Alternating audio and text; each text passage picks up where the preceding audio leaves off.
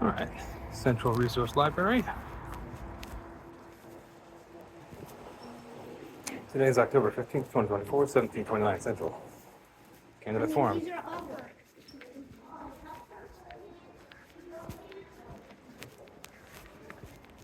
You're one of the candidates? Yeah. How could I tell?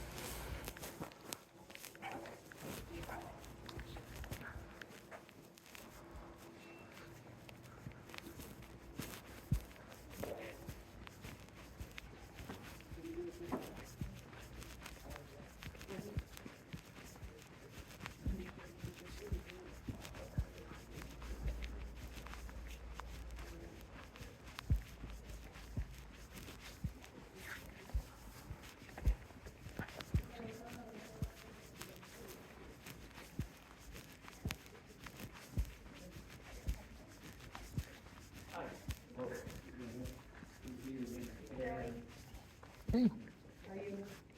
Doing good?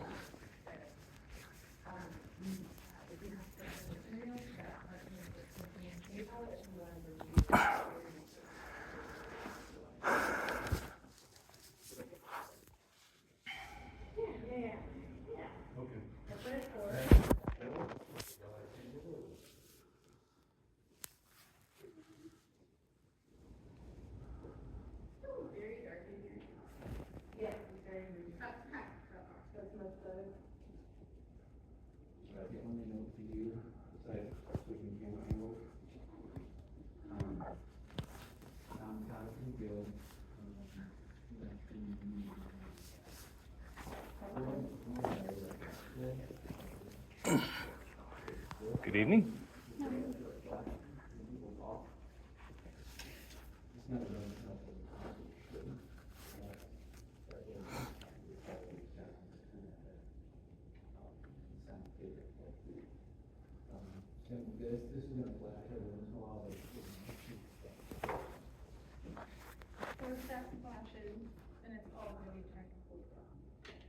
Well, yeah, I don't think it should, but I think and so all the sound is in this channel here, so this is the only one that's up. They have voter guides out there? Are there voter guides out there? Yeah, these were way up front. Way up front? I might read through one of those.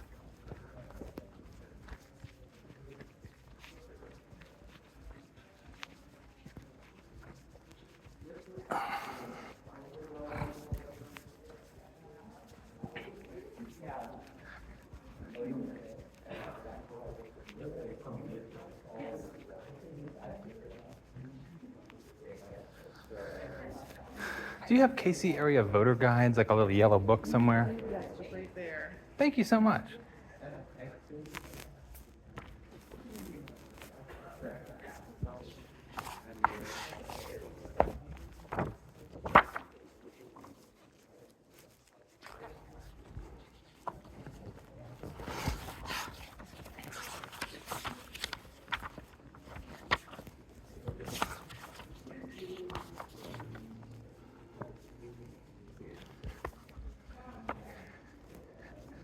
Changes in the uniform? I don't like suits myself. I put one on special occasions. I try to work at the last minute. I missed Gardner. Yeah. Gardner it was, right? Hope it went well. Oh, well, yeah. In Lenexa, you were approached by certain demanding mothers, shall we say? I believe? Several candidates, yes. Several candidates, okay. So not the demanding Multiple mothers. candidates, plus a audience member who's also Very a Democratic vocal. Party operative, yes. Yes. So I don't know what they said, and Leah said maybe you misunderstood their accusations. No, they said that you made a obscene gesture, which we did not see, and you insisted that you did not. No, I did not do any. I think it would have been legally permissible to make an obscene one, but I don't do that. I think it's not nice. I give thumbs up and thumbs downs. I've held up a car that says false or lie before. I do so without hooting and hollering. I don't want to disrupt. Leah told me that you misunderstood what they had said about me. Is that not the case? No, I think what they I told think- They thought you were making a crude gesture. You're making a thumbs up, thumbs down sign. So there was just this discrepancy in what actually happened Okay. and how people are interpreting it differently. Well, that's what they told us. Like We did not see it that though. We did Yeah. not see it. You say that you didn't. Yeah. Like, I mean, you've been at our events Yeah. before. You've been. Usually I hold it up in Subject. front of my camera if I'm going to thumbs up or thumbs Yeah. down. So, I mean, it'd be on my record. Yeah. Okay. I was just surprised to have heard. I felt shocked at the moment when you came over and said no gestures and no interaction. I felt like that was. I didn't know how to respond. I kind of paused, right? And I didn't want to say I agree because I felt really strongly that I shouldn't. I don't want to interrupt your forum, and I told you that. I will Yeah. continue to not And you interrupt. haven't been. So, We are going to make an announcement tonight about audience decorum, though. Okay, So cool. I want you to be blindsided by that. sure. I do want you to respect it as much as you can. I Yeah. understand that you feel strongly about free speech. And Yeah. We get that, and we want you to be here, and we want you to, we think it's, a slippery slope and a fine balance to be able to start putting rules on Yeah. audience behavior in an event like this. I assume the library talked to you at Lenexa. Well, Ashley's with it. I mean, Ashley comes at. Ashley's the orange, the maroon, no, terracotta jacket lady. Yeah. I don't know her so name. and so we have a list of the code of conduct for the library events, but I mean, Yeah. I mean, we're loath to put, to give out warnings or to start a scene. Yeah. And like you said, I take great care not to disrupt. That's why they didn't know anything in the audience, because I'm not trying to disrupt anything. I And signaled we're not my. trying to inhibit free speech, Yep. obviously. Yeah. But yeah, well, we had multiple candidates, 3 at least, who specifically pointed out the signs that you made, the small handwritten signs that you It made. was on 3x5 card. That they felt were Yeah. either distracting or, in one of their cases, they thought it was intimidating. Intimidating. So My goodness. we want. I hope they don't get a public office where people might disagree with them. we You know? we want to make sure Yes. that both audience members and candidates feel, like they can share their views. So we just, Yeah. we're passing that along. It'll be in my announcements today. I respect I don't that. want you to be blindsided, and I don't want you to take it personally, but that's Okay. just, it's a gesture. But since we heard from not just one, but 3 candidates, Yeah. I just wanted to. I assumed that it was almost expected that the audience would react in some way to what they say. I know in several other forums I've heard gasping, the gasping from the crowds and snickering and disruptive remarks that were audible across the room and nobody said anything to them. Yep. And I just assumed that you wanted the public forum for that sort of interaction, limited interaction, because it would be easier to do a Zoom, probably. You don't have to get dressed like, the same that you do, set out chairs and all that stuff in a public thing. That's a fair point about the gasping and the audible. Yeah. That will be included in my announcements tonight. We've had forums in the past. I would say actually it's less so this year, but we've had forums in previous years that have been much more raucous, where Yeah. I felt like I have had to step in and say, let the candidates finish, please. Yeah. Please respect these candidates. The limited instances where it's happened this year, it's been so brief and kind of transient, it's died down Yeah. so quickly. I haven't said anything. Sometimes if you're leading the group and you stop to say something, you're going to be more disruptive than the thing you're trying to stop. So I totally get that. You're human. You were in a tough spot timing-wise also between 2 forums. So probably didn't have a whole lot of time to analyze and think about codes of conduct and libraries rules and all that. But I appreciate these forums and I thank you guys. And Really, we'll thank see you what so goes on much for today. coming out. You'll be here tomorrow, I hope. I hope to. I really do. If I can I leave a card with you? If I'm not able to make it, can I leave a card with you just in case I'm not able to make it? Is that okay? Okay. It's in my bag. Yeah. I had some questions for the DA. But I definitely have some tonight. I might even have a neighbor here tonight. We'll see. His name's Okay. Andy, so if Andy. he shows up. Yeah, I'm reluctant to save a seat because I think they should be first come. Wow. But If just someone is coming here to sit next to you, it's very normal. I won't. If it gets packed, I definitely won't save it. So. Hi there. I've invited him to things before that he didn't show up to, so I'd be happy to see him. If he doesn't, that's fine. So.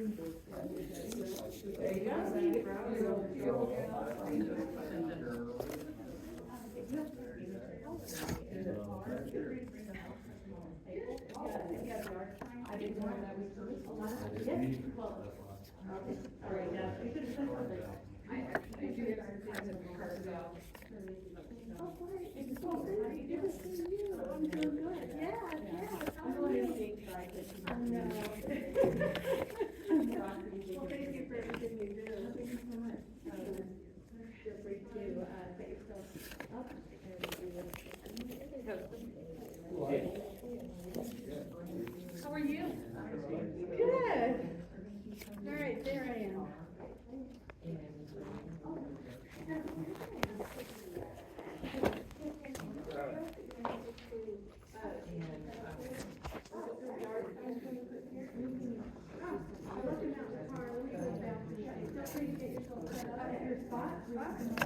And then, of course, if you want to run off the car, come back and start it.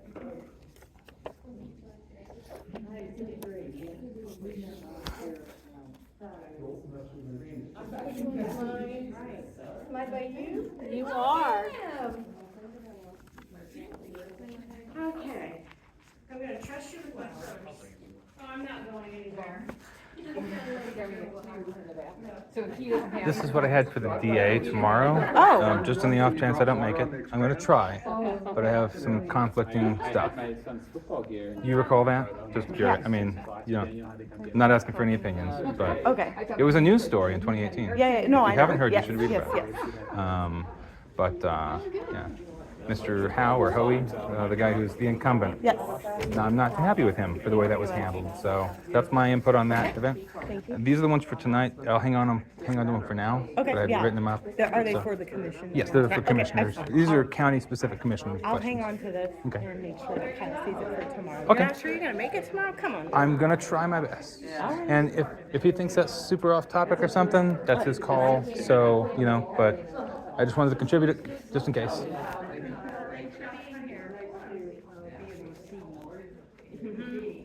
You're one of the candidates? No. You're Staring at your chest, by the way. You're dressed like one of them. I don't have a suit, but I record public meetings, so rather than like holding it up at people. You have tape on your, that's really interesting. That works out pretty well. You've done that before. Yeah, actually it works pretty well. The sound picks up your breathing. No, not that I've noticed. But it saves my hands, and then no one can say I'm holding it up at them or something. It's clearly on my body. Yeah, So, that's interesting. I've never seen that. so you're not an incumbent or a candidate? Just No, that my name is not up there. So, no, I'm not. So this is county commissioner. So. County commissioner. I think there's 3 districts that have positions open this year, and then in 2 years it'll be the other Yeah, districts. that's what I'm reading here. Those are the And the chair. I wish they had maybe the district names listed up there. That'd be cool. But Yeah, most people don't know what their districts are. no, most people do not. I live in District 1 with Becky Fast. Oh, yeah. She was the one who went on vacation the day after she shut down the county with the shutdown orders in 2020. Well, Casey Starr wrote about that. I was not too happy. But so that was straight up 2020. Is that, yeah, is that it has been a while. But yeah,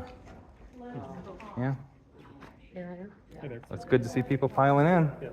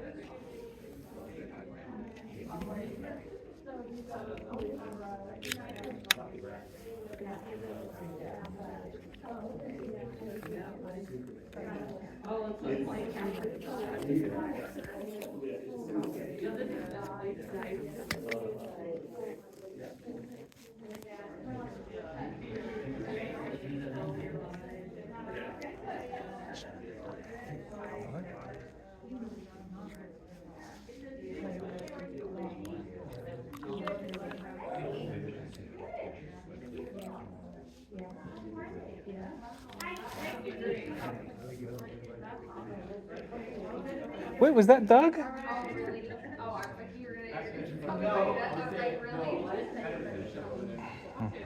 No, I don't. So I do that.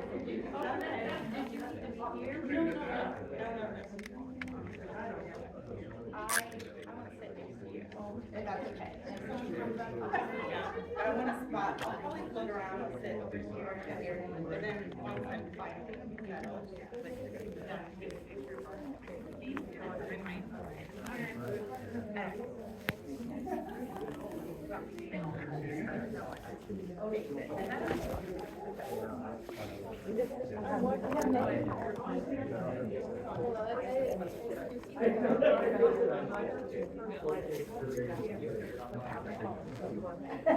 don't worry about it. You're not.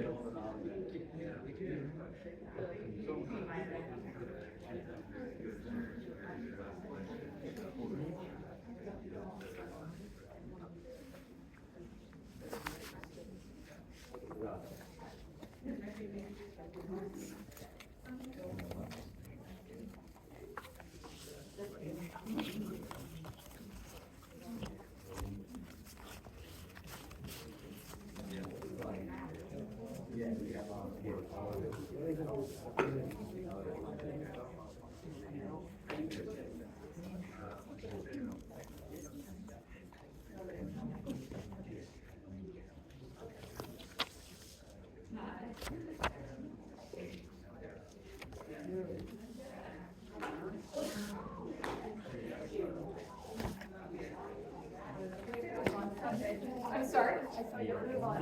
Yep.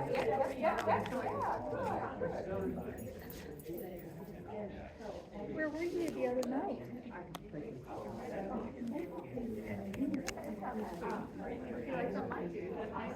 Well,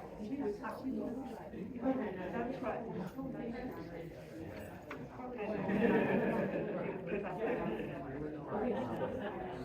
Postcard I've been working in the yard, I'm pretty good at weighing it in bulk and then dig out and line up the gravel and next thing.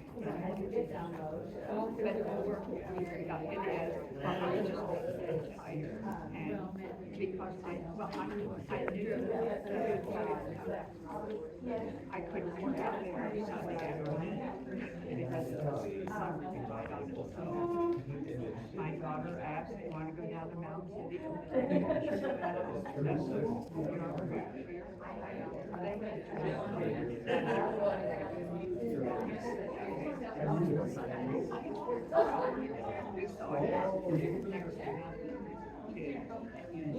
But at any rate, it was I had 30 or so. I couldn't come. Well, you could drive it.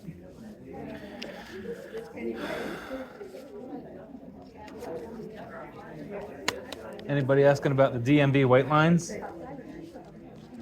Eh? DMV wait lines, anybody? Asking about those? What they're gonna do to fix that? No?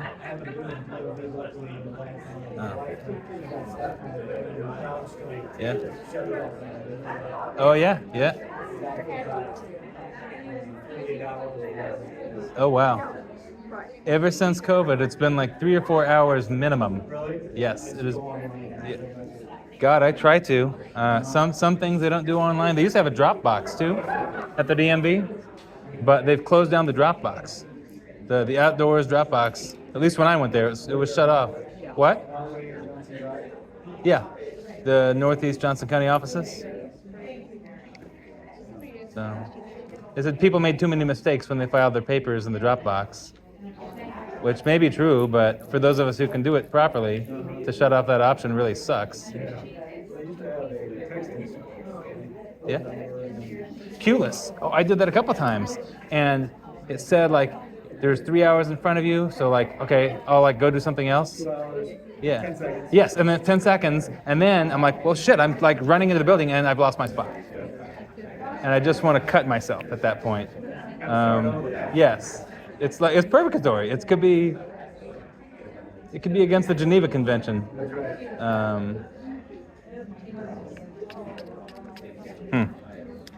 Tonight's the night to get them to make their promises. Well, we're all watching before we vote. The form is 2 hours. Yeah. So get them to make their promises and hold them accountable. That's all we can hope for.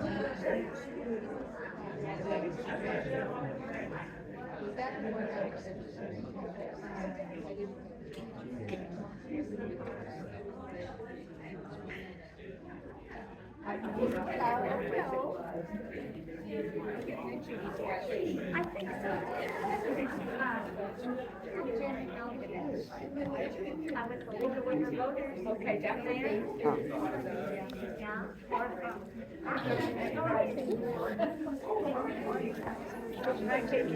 Mike's here.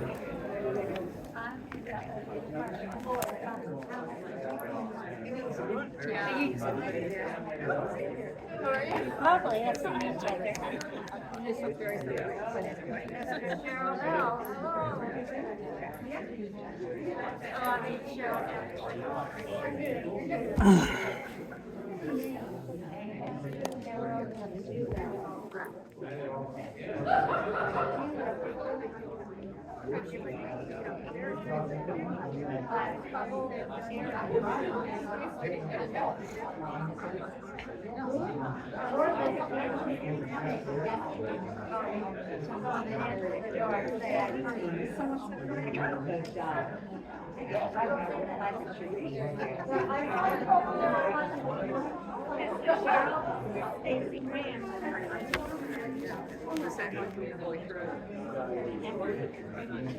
Hey, Andy, I'm at the back of the library right now. You coming?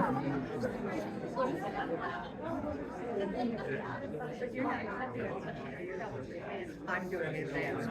Okay. All right. Well, Consecutive days I'm no, that's a couple weeks from now. Today and tomorrow are the county commissioners and the JOCO district attorney and sheriff races. Tonight and tomorrow, starting in in 2 minutes at 6 o'clock, is the commissioners. Now, these are the people who get to order the lockdowns on us all, right? So I want to put some questions to them. Tomorrow at 2 p.m., you said? Oh, I'm going to try. I'm going to really try. Tomorrow's a lot harder for me. But I'm going to try to be here tomorrow. Today? Yep, I am. It's recording now. If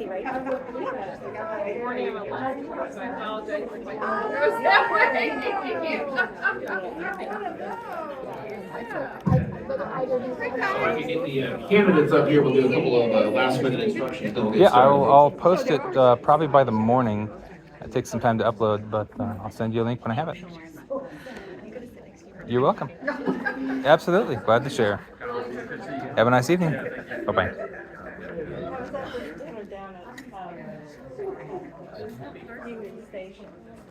All right, real quick, what about the microphone? So green light needs to be on.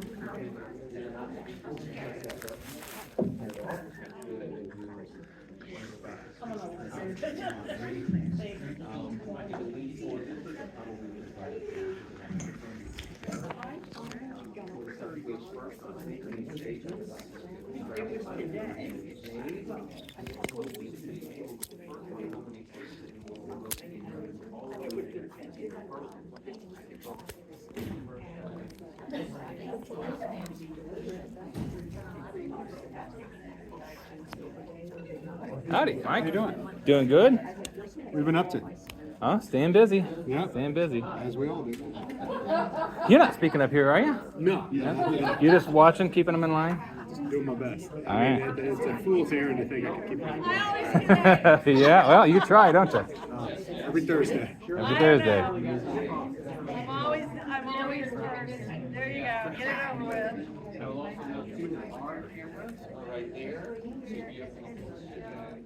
The camera, the one that Juliana is behind, the one that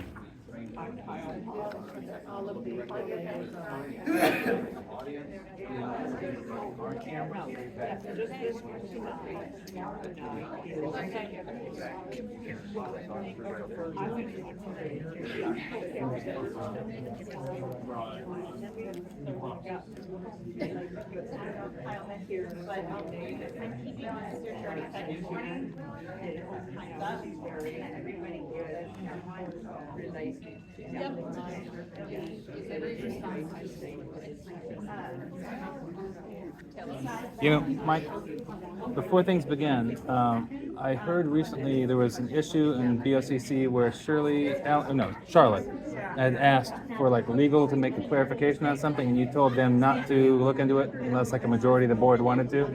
Does that ring a bell? Okay.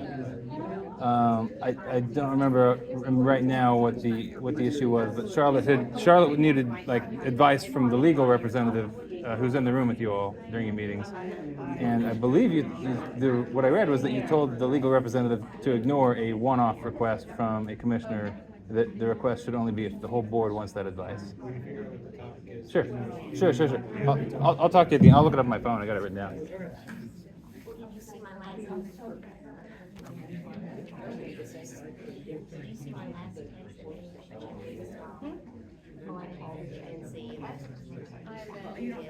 I don't like it.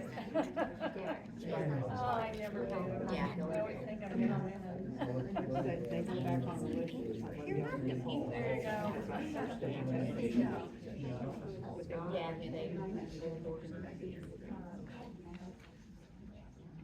All right, good evening and welcome to this candidate forum hosted by the Johnson County Post, featuring candidates vying for 3 seats on the Johnson County Board of County Commissioners. We will give all the candidates, all 6 of them here tonight, a chance to introduce themselves shortly.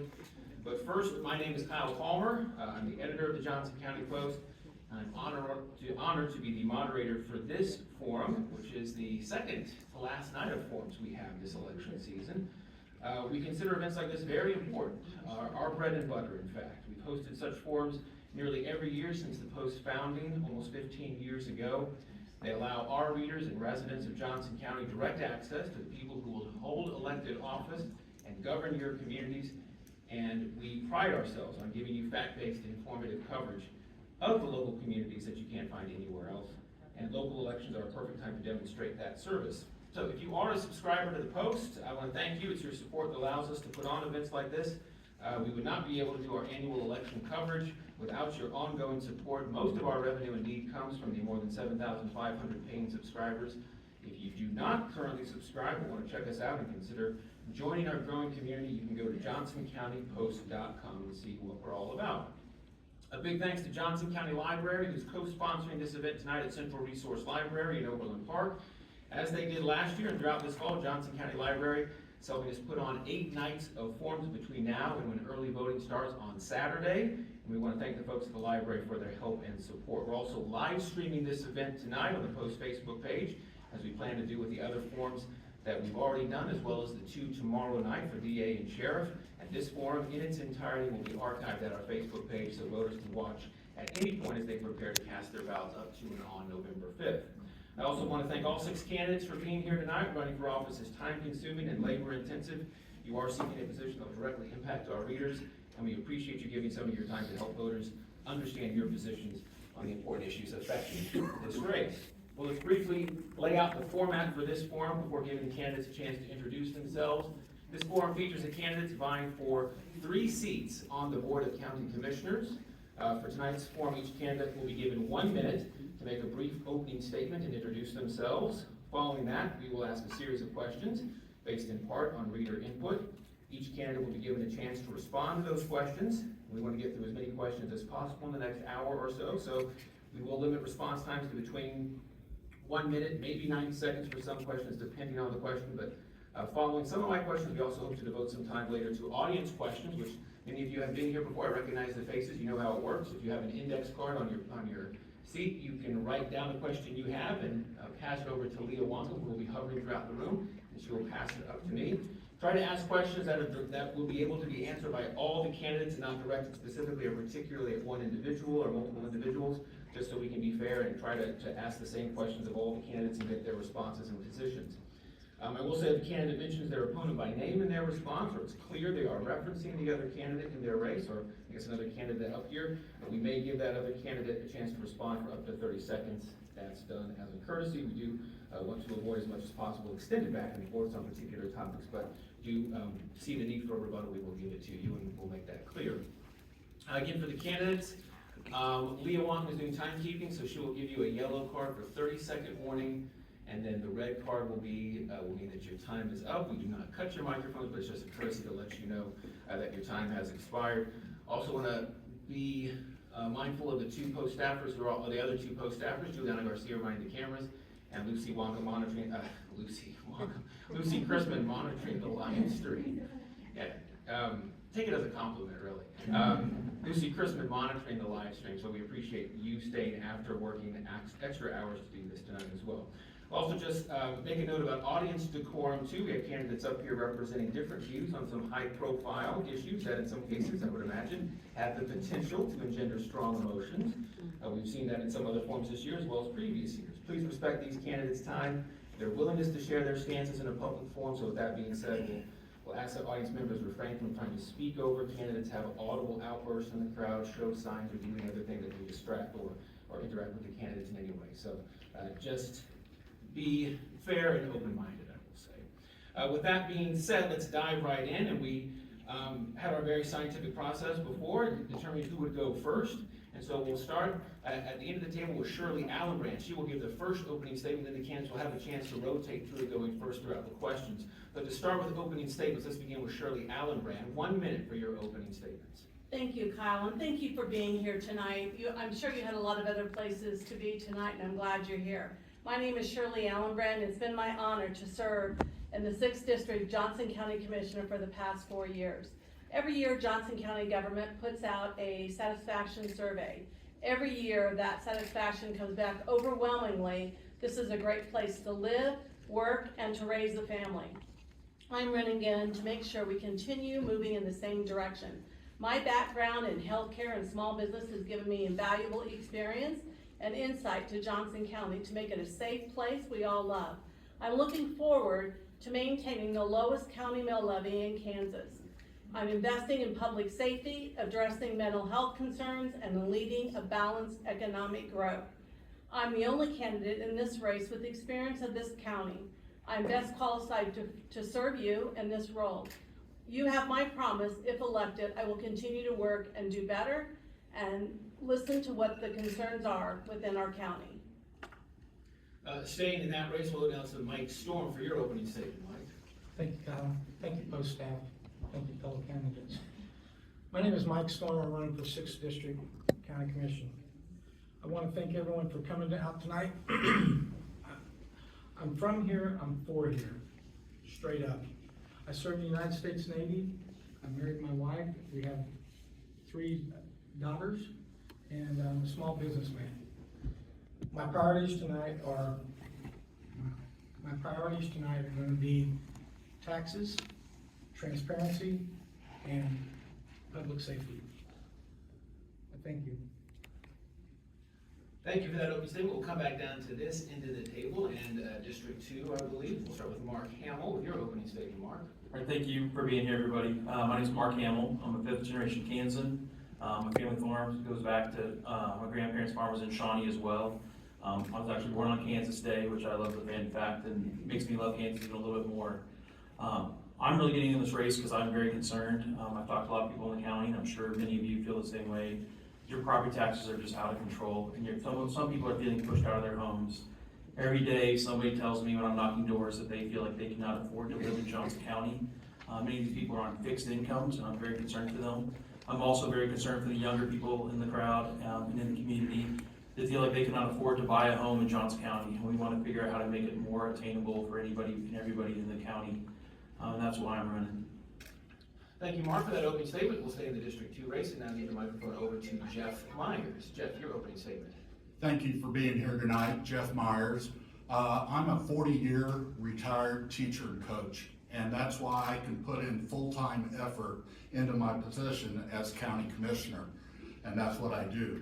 I'm also a 30-year experienced local government participant. I've been elected official, I've been mayor, I've been city councilman, I've been chair of zoning board of appeals, and I want to continue on this path. People ask, why do you do what you want to do? Why do you do what you do? And I said, because I want to have positive impact on people. I'm on all kinds of boards. I am the county vice chair. I've served on the Johnson County Parks and Recreation Board for 7 years now, and many other boards. But some of the other things that I've done, I've been married for 43 years to my beautiful wife, Susie. I have 2 grown daughters and 6 grandsons, of course, 2 son-in-laws. Final thought there, yeah. Don't want to cut off the grandkids, but Yeah, final thought. right. Well, I just want to say that I feel like I have the energy and the enthusiasm and the experience to continue being county commissioner for District 2. Moving out to the middle of the table, District 3, Julie Brewer will start with her opening statement. So I want to thank you all for coming out tonight, and I want to thank the Johnson County Post for hosting tonight's event. I also want to thank the broad coalition of support that's been built in District 3 for change. I have found it, I'm very proud of it, and it's very humbling. Campaigning for office is a great reminder that this is not a me effort, this is really a we effort. Folks want someone who will listen, collaborate, lead with the facts, not with fear, and a reminder that just as we don't run alone, we don't govern alone. How we show up matters has been the theme of my campaign. It's also the theme of my career. I bring more than 30 years of experience to this position, and I'm ready to hit the ground running from day one. I've run my own business. I've run a political subdivision. that has been responsible for tax dollars. I've run nonprofits. I spent a career working on issues with limited resources, getting big things actually done. I would not have had the success that I've had without a strong ability to listen and to collaborate, and my priorities are focused on our residents. You are our most vital resource. When you are thriving, the community is thriving. Thank you. And staying in the District 3 race, we'll give the mic to Charlotte O'Hara for your opening statement. Charlotte? Thank you, Kyle. Am I on? I don't think so. Maybe try it. Oh, there's the bright green, yes, okay. Yes, and I sit next to Commissioner Meyers, and I constantly get to see the pictures of his 6 grandsons, and we visit about him going down to the lake. But my background, I've been in Johnson County all my adult life. I was raised on a farm. I tell people that I learned equal opportunity leaning into the flank of an old Holstein cow. And the only compliment my dad ever gave me was back in about 2005, and we were down at the farm, and he looked over the table at me and he says, you know, Charlotte, you were a good milker. So anyway, I was a general contractor. I have a degree in education. My son and I have a small manufacturing company, and I own a couple of buildings. I have 5 children, 7 grandchildren, 2 dogs, and a horse.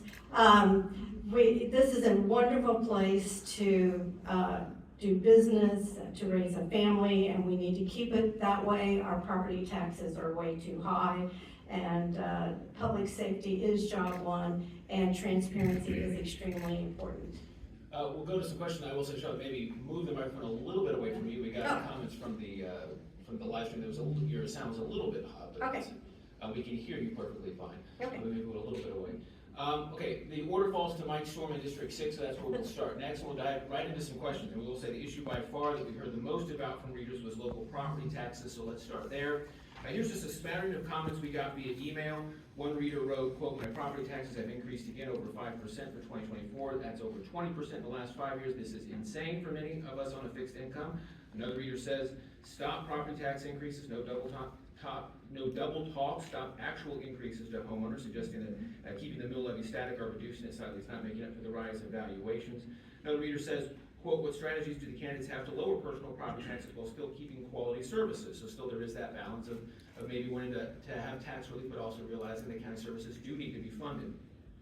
So what will be your approach to this issue, which for many readers seems to be the one most top of mind? So this is a big one. Let's give you 90 seconds. We'll start with Mike Storm.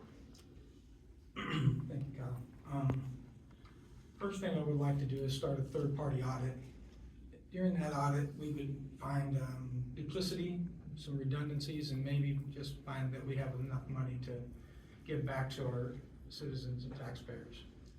I'm gonna leave it right there. Okay, Mark Hammil, down to District 2 race. Let's start with you. This question about property taxes. What will be your approach to this issue? Again, seems to be the one that's most top of mind for our readers. Yeah, so obviously we got a big issue with property taxes. The budget of the county went from 1.2 to 1.8 billion in 4 years.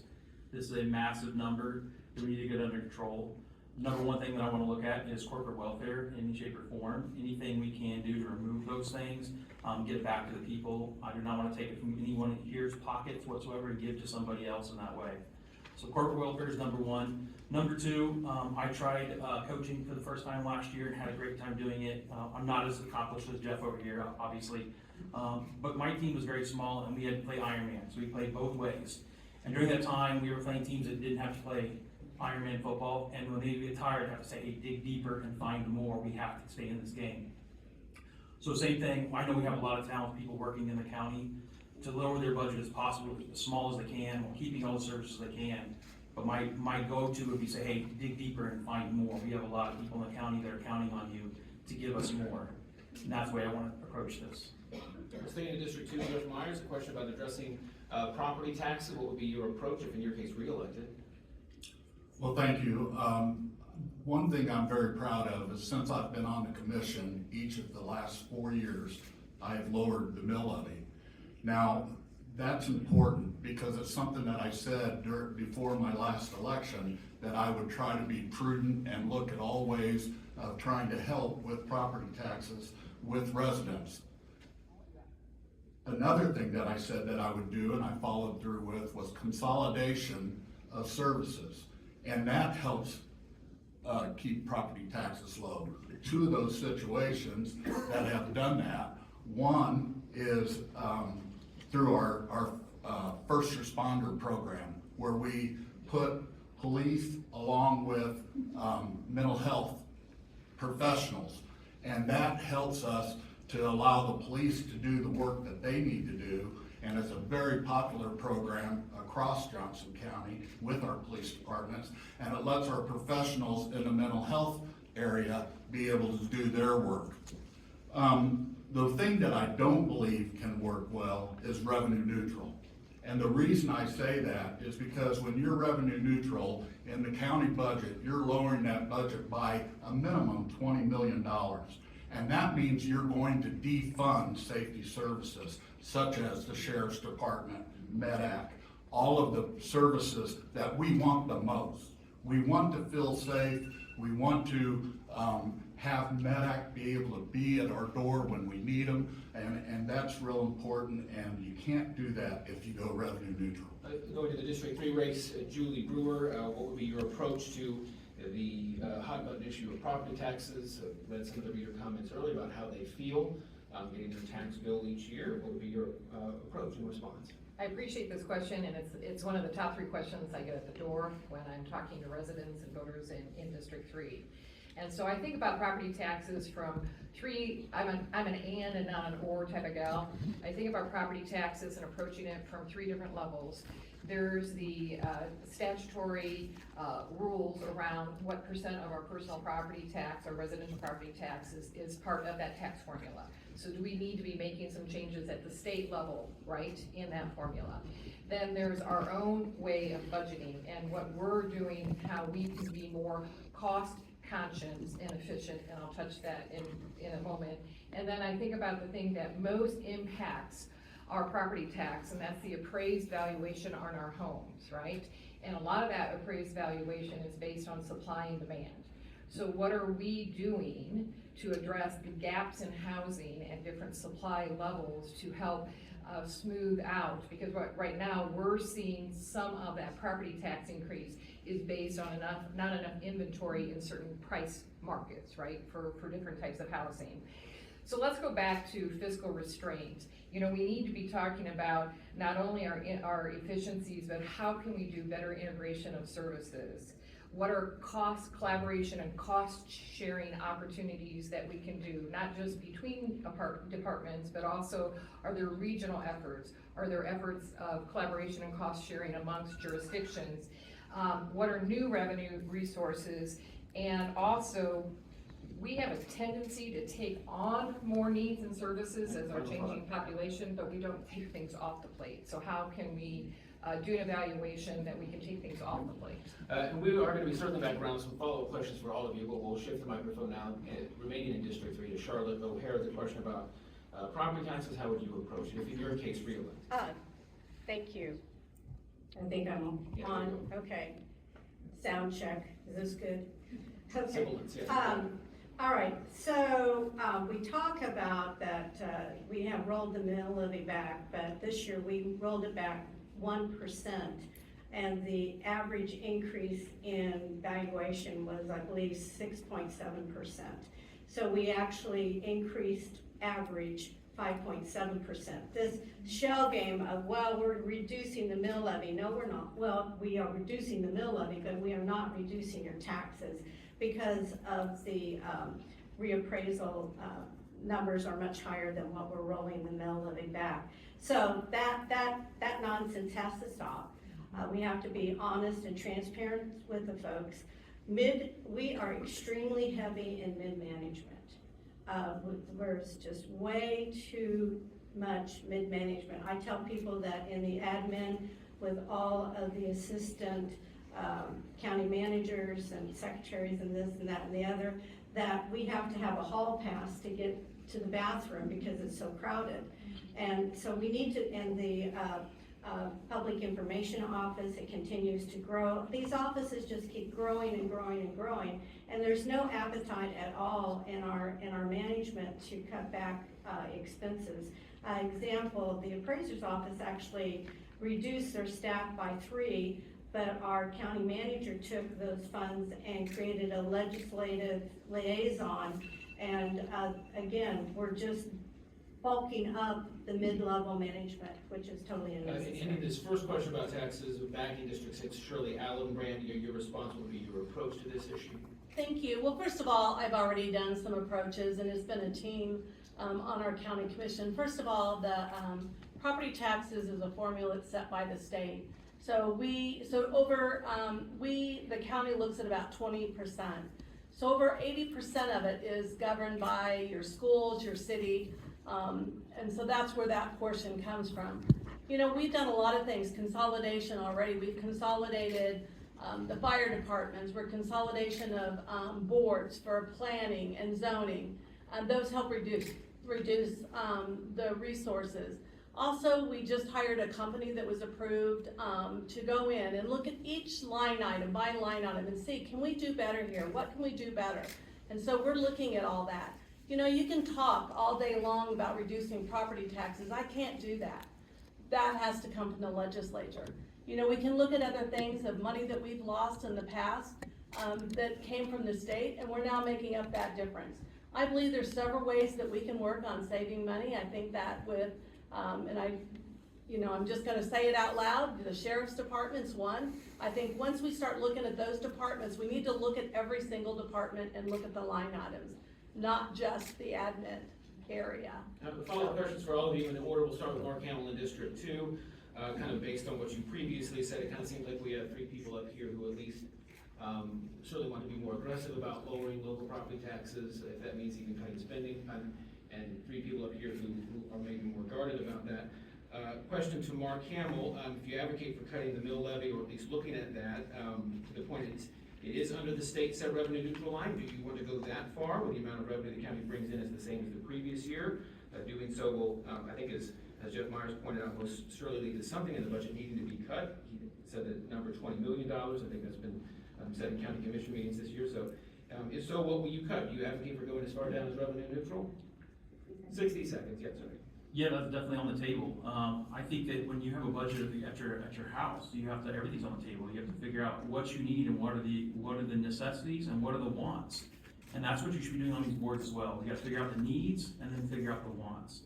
And you know, the fear tactics of, you know, we have to get rid of our public safety or EMS, that's not the case at all. Those are the priorities. We have a few priorities that the county commissioner should be focused on. Public safety, that includes EMS and infrastructure, and those we should be focusing our money on. I think we've even been neglecting some of our infrastructure, and some of those things when you neglect it, you don't really realize until it's too late.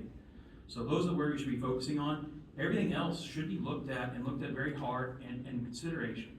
It is not we want to get rid of something, we want to remove something, and we want to keep all the great services we have. But number one thing on the chopping block is corporate welfare. There's no place for it in Johnson County. We have enough millionaires, we have enough people here that have money, and we need to make sure we take care of the ones that we're taking from somebody and put in somebody else's pocket. That's what I'm opposed. We got to figure these things out. Jeff Meyers remaining in District 2. You made it pretty clear you would be loath to cut the mill rate to the point where you were having to take, tens of millions of dollars away from the county budget. Do you respond to the criticism that the county budget has gone up precipitously in recent years? I think from 1.2 to 1.8 million, as your opponent said, or billion, as your opponent said earlier. So, is there room in the budget to cut and kind of respond to that notion that there are some people out there who would want to see their property taxes cut, even if it meant cutting into county services? Yes, everybody up here wants to see property taxes be as low as possible, but there's a prudent way of doing it, and you have to watch out. But when we start talking about revenue neutral, then you're talking about possibly losing your AAA rating, bond rating. That would cost you millions of dollars alone if you went that way.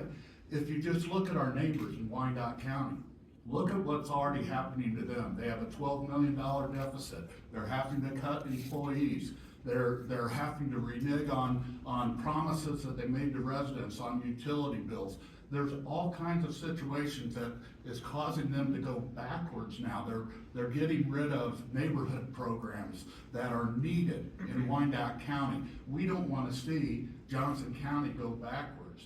That's why my theme has been keep the progress. I think we want to keep moving forward. But yes, do we want to look at efficiencies in our departments across the board? The answer is yes, and we're going to do that. We have our, Final thought, wrap it up, yep. okay, our finance department has just hired a group that's going to come in and look at the efficiencies of our services and our departments across the board, and I think that's going to cause great benefit. Going to District 3, Julie Brewer, respond to the idea that the county budget, I think contained in Charlotte O'Hara's answer earlier, that there is maybe, if I'm putting words in her mouth, but bloated, maybe there's too many positions, high-level staff positions that are paid too much. I mean, respond to that idea, and do you think that there is room for more cuts in the county budget and that we're kind of over-serviced at this point? So I look at the county budget as three buckets. There's the things we have to do and need to do and want to do. And the have to do is your administrative arm, you're running your elections, you're levying and collecting of taxes, you're issuing a license and permits as our population grows, right? So does that demand for that service grows. There's the services that are required by state. That's your public and mental health, your solid waste, your emergency management, your law enforcement. Law enforcement is the single largest employment population when you look at all the staffing levels within county government. And certainly there's full-throated support to make sure that we have the public safety needed as our community grows. So I think it would be, I would want to see the data. I wouldn't want to make the assumption, because you have to look at where are those positions, where are those buckets where it's mandatory services that are required as part of who we are as a county, and make those decisions from there. And staying in District 3, Charlotte O'Hara responded to the idea, I think articulated by Jeff Meyers, that we are a growing county, that takes more money. Correct. That takes more high-level services, and we don't necessarily want to go the way of other nearby counties and jurisdictions that have cut back on services, much to the detriment of Well, the I think it's residents. very interesting that, Wyandotte County was brought up, because the legends and the tax incentives that was given to the legends, the narrative was, you give all of these tax incentives to the legends, we're gonna broaden the tax base, and it's going to lower taxes for everyone in Wyandotte County. Well, obviously that has not happened. And that is happening across the board. These tax incentives that we are giving large developers currently for 2023, we transferred $95 million from public coffers into the pockets of big developers and big corporations. $95 million in Johnson County alone, and this is according to our financial staff. So what would you cut out of the budget? What specific things would you? Well, number one, again, we have to look at the bloated bureaucracy. That is the biggest thing that is the problem. I hear concerns about the Sheriff's Department. Actually, we are not staffed up to the level of 2010. In 2010, we had approximately 732 officers, and now we have 706. I may be off a little bit, but we are not up to the same level that we were in 2010.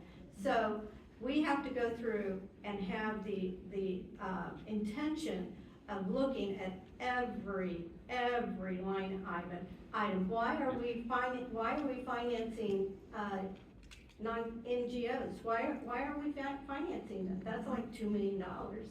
There is so many ways, but we have to have a staff, leadership, and our county manager to want to really take that direction. But that means that we have to have the elected officials that will support that.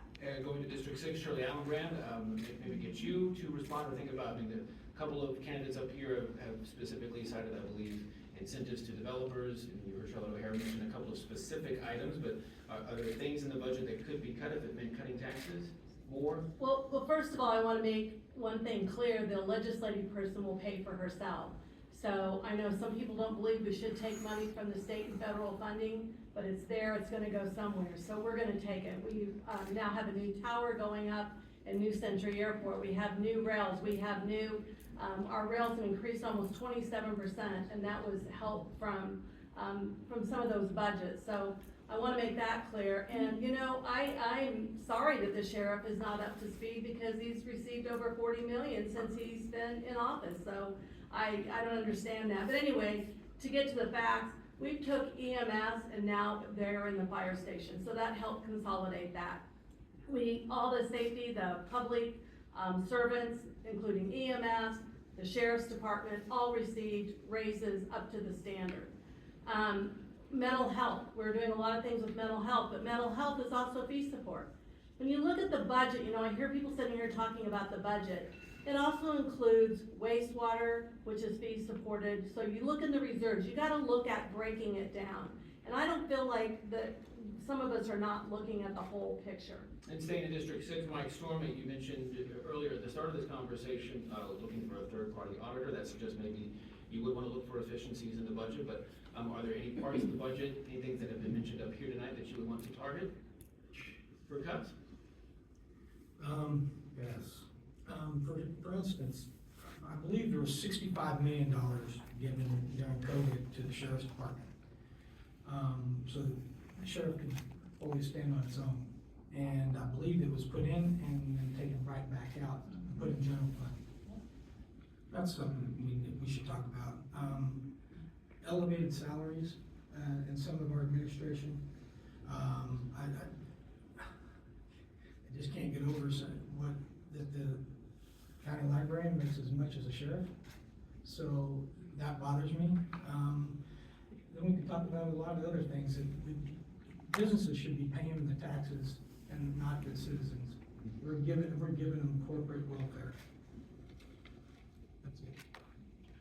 Well, let's move to another topic, and we got a couple of questions, well, more than a couple up here already. We have from the audience, how do you address the issue of unhoused persons? How do you support the homeless population in Johnson County? So that was another question that or another topic we had a lot of questions about. I will just say a plan to convert the Lenexa Hotel into the county's first year-round homeless shelter for single adults is no longer on the table after the Lenexa City Council voted down a special use permit for that project. That proposal garnered both ardent support and intense opposition. But many of our readers still think homelessness, as these two commenters suggest, needs to be addressed in Johnson County in some way. So if not with this shelter plan, how best can this be done? What, if any, policy solutions will you advocate for if elected? And we'll start the order with Jeff Meyers in the District 2 race. 1 minute. Thank you, Kyle.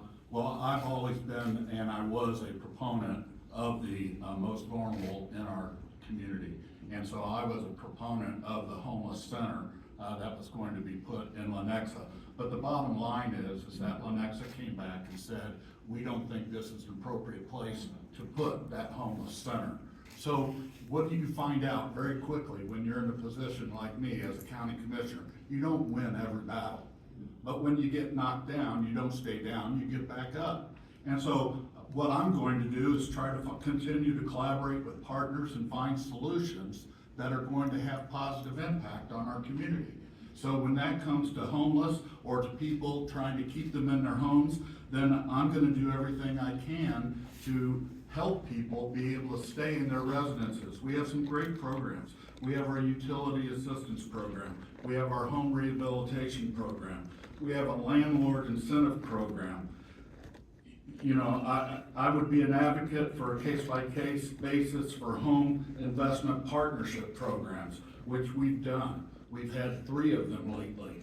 One is in Gardner, the Prairie Brook Townhomes. One is in Olathe, the Habitat for Humanity homes that are under construction. And the third one is the Hedge Lane development in Shawnee. Those are helping our less fortunate to be able to afford to live in attainable housing. Going to District 3, Julie Brewer, the idea of addressing rising rates of homelessness in Johnson County, we still wanted to see it be done in some fashion. So what solutions would you advocate for if elected? Well, I think I want to set the level, the ground, the foundation that this is not a new issue for our community. As a matter of fact, the organization that I used to lead, United Community Services at Johnson County more than 30 years ago, did the first landmark study around homelessness in Johnson County. It really focused on minor age children and families, and that resulted in what is today the Salvation Army Lodge that's in Olathe. And over that time period since then, our community, our agencies, our schools, our hospitals, our law enforcement have come together, and they have been working on this issue. And we've increased the federal funding through the continuum of care on homelessness, but experience shows us Experience shows us. It's an and, it's all these things together, and it has to include solutions with the county and the city governments to come alongside the entities and create a lasting solution. So here's the good news. We have the political will, because it passed, right, in the county commission by the majority of commissioners. We have awareness, resident awareness, that's why it's one of the top questions. One of the big barriers is now where we're gonna find the funding. Priorities show up in how we budget, and the federal dollars that we took in 21 and were restricted for use, housing and homelessness, one of those permissible uses, that's that piece that we're gonna have to figure out. I'm not gonna fight on the rest of the commissioners 90 seconds. Oh, sorry. But that's perfectly fine, it's a big topic, so if you need to go 90 seconds, that's fine. Charlotte O'Hara, the question to you, how would you want to address the issue of homelessness, as many readers want to see done? What policy solutions, if any, would you advocate for if elected? Well, the faith community is the best way to go about this. And I have direct experience. In 2007, I opened my home to 2 children who were basically homeless. They were homeless. And my daughter now is 28 years old. And it takes a commitment, a long-term commitment. It's not 90 days of treatment and these folks are out. They need to have a community, they need to have a family that can actually wrap them in the community and not just wrap around services. Our homeless shelter project was doomed from the beginning. It was ill-conceived, ill-planned, ill-funded, ill-placed, and to think that we couldn't even ask if the people that were using the services were U.S. citizens and or Johnson County residents was just unbelievable. This was a low barrier facility.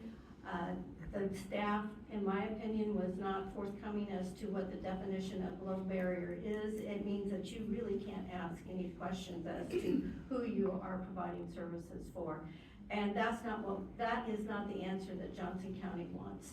Well, you didn't like that shelter proposal, but are there any other specific policy solutions, any other ways? I have been visiting with City Union Mission, and they have a wonderful program, but they have expectations. They screen the folks that they're servicing, and yes, this is a difficult situation, but we need to make sure that we have a Johnson County plan that fits Johnson County, and we have to ask, are we going to provide services for people that are not U.S. citizens? I mean, Douglas County now is saying that they are going to work to send the people that they're providing services that are not residents of Douglas County, they're going to send them to the county of their origin. So this is a huge issue that's in flux, and we will go forward and we will find a solution that works for Johnson County. Into District 6, Shirley Allenbrand, your thoughts on addressing homelessness? Certainly, you supported the shelter plan when it came up to the commission, but now that it's off the table, any other policy solutions you would advocate for? So first of all, there was a lot of misinformation out there, and I think our staff, we probably could have done better. We needed to have done better to get the information out. But there are a lot of people in this room that we spent over 3 years at a round table discussing the needs of Johnson County. And that included the Good Faith Network, that included church, that included Salvation Armies, the Sheriff's Department. All those people were involved. The money was earmarked, it has as a time frame, and it can only be spent in certain situations. So that time's passed. So what I'm looking for is future, looking for homes to provide from the city, from the county, entities coming together. Habitat for Humanity does a great job. I'm a big supporter of theirs. They provide the services that's needed to provide that to the citizens to keep their credit intact. I had a chef call me, and I'm going to share this really quickly. I know I'm running out of time. And she was employed, and she said, "Commissioner, I'm going to lose my home tomorrow, and I'm going to end up losing my job because I'm going to get arrested." So what people don't understand here is over 50% of the people that are homeless are employed. And so people from the churches are going and picking those people up and taking them to work. They end up in our jails, they end up in mental health, where they're not getting the services they need. So that boat's gone by, so we need to look at the future of what we can provide out there for the next step. And staying in District 6, Mike Storm, the idea of addressing homelessness is still very much on top of mind for many readers. If elected, what would be policy solutions that you would advocate for? I'm all for city mission. I'm all for all kinds of ideas, just reasonable, thought through. I believe that this last debacle kind of explains it all. We got a cart before the horse. No one wanted it. There was several people. They say that they wanted it, but when you went to the meeting, there was more people there that didn't want it. Thank you. I was there. I heard it. I heard from several people that come up to me and was explaining themselves to me. I've been following it off the side. It's City Union Mission is a self-funded $17 million a year deal. Why couldn't we come up with something like that through the Faith Network? Churches have always been there for the needy. It's been my understanding. Going back to District 2, Mark Hammil, addressing homelessness. Many readers still want to see it done. What ideas or policy solutions would you advocate for? Yeah, I'll say this is obviously a very passionate issue to pretty much everybody in the county. And I'll bet you just about everybody in the county at some point in time has given $1 some change to a homeless person, a bottle of water, a snack, whatever they had. This matters to a lot of us.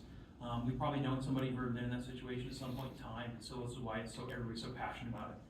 And doing the right thing is more important than just doing something. We got to get it right. And a lot of this was done in good faith, of trying to figure out the right thing to make a solution. I'll say this mattered to me obviously a lot, like it did to a lot of you. And I talked to numerous social workers in multiple counties. Many of them were in Douglas County, and they tried really hard to fix their homeless population problem and give them help that they needed. And they went from about 100 to about 600 homeless people during their time of spending the money and putting emphasis on this. And a lot of the things they tried to implement backfired. And one of the things that I took away from many of these social workers I talked to, and many of them had different points of view, but all of it really came down to, if you can prevent it, that's the best case scenario you can possibly do is prevent it. And one of the ways we can prevent it is to lower property taxes, take care of the people here, get rents under control. Those property taxes affects your rent, and a lot of people don't realize those things. But whatever you do to prevent it, that's number one. The next thing that I really took away from this was that you have usually when somebody goes homeless, they have about a 6-month window where they just need a break or two and they're back on their feet. They just had a snag in the road.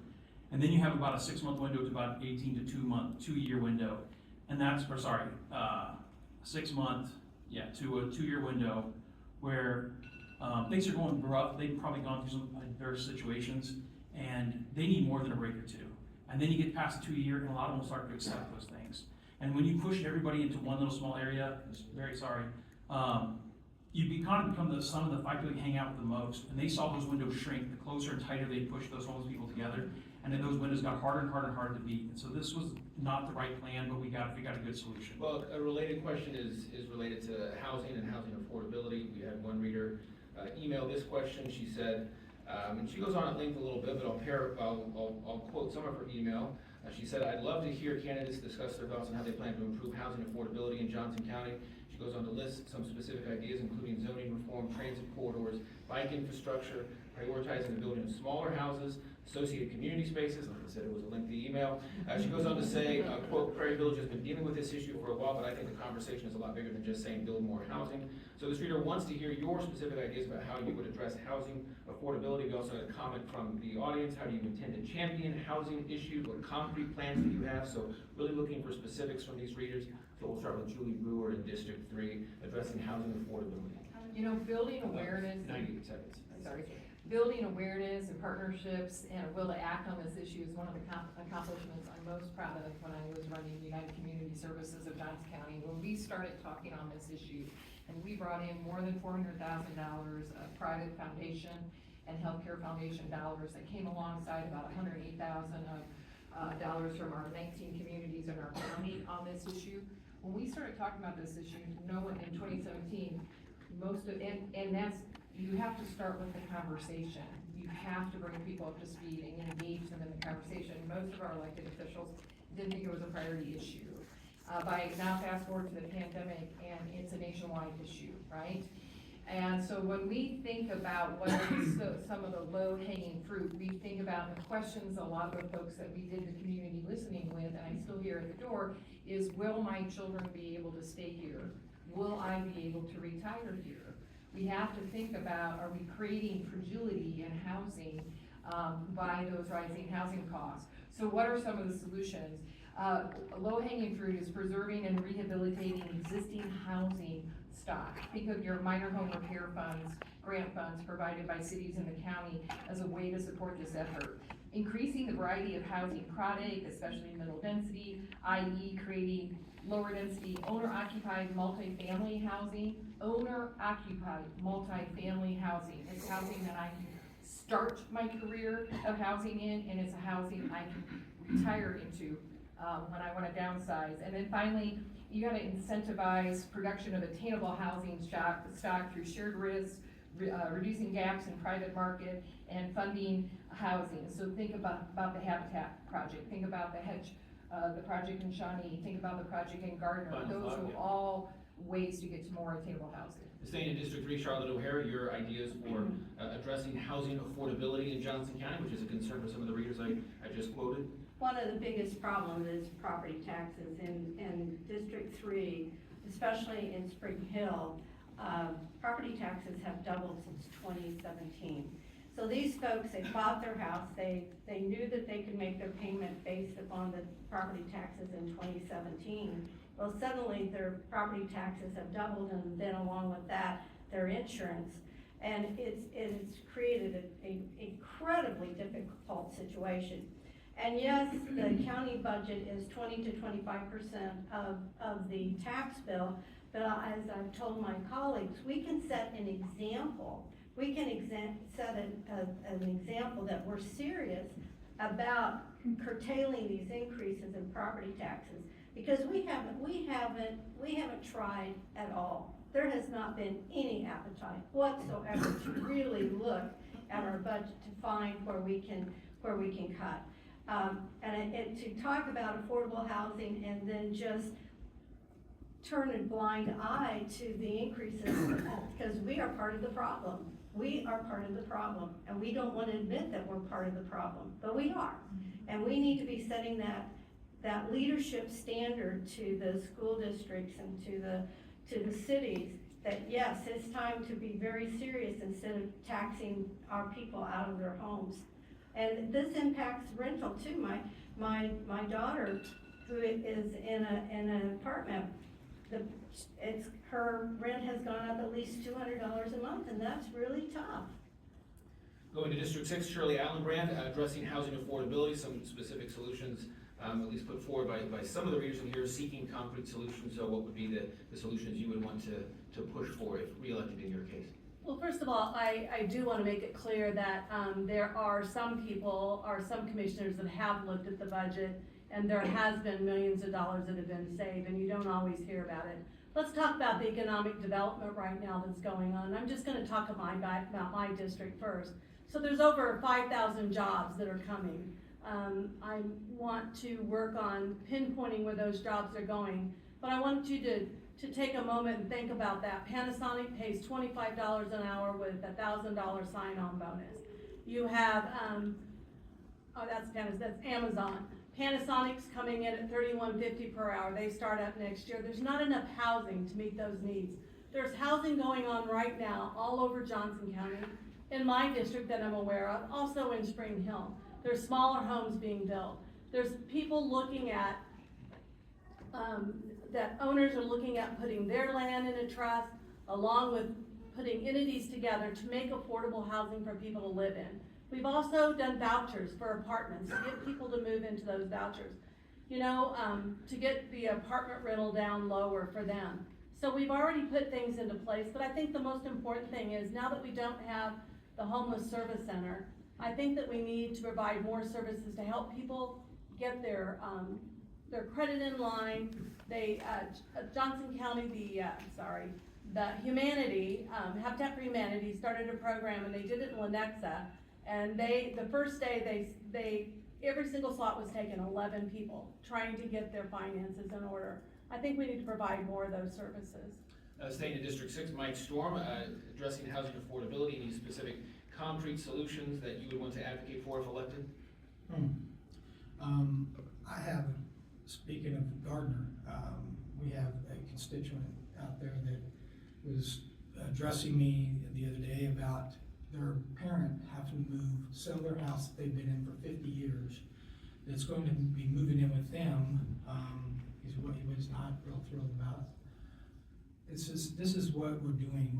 We're pricing these people, our seniors, out of their houses. We're putting our kids out of contention to own property in Johnson County. They're having to move away. I want my kid to be next to me.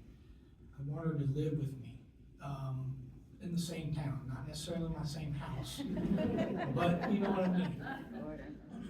And these guys, they sit up here and they talk about this money like it's nothing. It's I liken it to a movie, OPM, other people's money. You guys just, it's spent and it's like, oh, it's no big deal. $500,000 for a homeless shelter that fell through. It's $500,000, guys. That's a lot of money, just to let you know. Going back to the other end of the table, District 2, Mark Hammil, any specific solutions that you would advocate for to address concerns about housing affordability in Johnson? Yeah, number one, I'm sure most people here have a mortgage or pay rent, and you've noticed those going up quite a bit over the last few years. A lot of that comes down to property taxes. There's also a number of other things that can go into affect those things that we can affect here in the county.